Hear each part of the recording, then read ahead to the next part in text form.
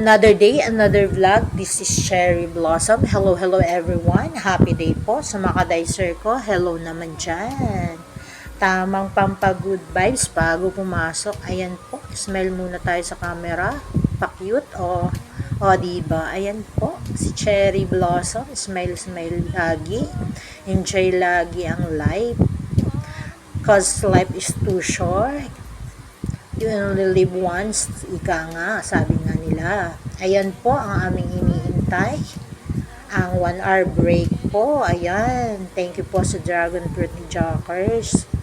Ang aming lunch break, ayan po. Ito po ang senaryo namin. Every time na kami magwa 1 hour break, ayan po, tamang cellphone ng aking mga kaibigan. Shoutout po sa aking mga kaibigan, napakabait. Ayan, tinikman ko na po ang dragon fruit.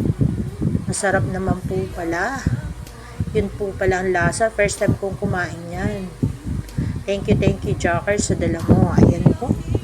Ito po si Cherry, nag-iiwan ng katagang, just keep on smiling. God bless everyone.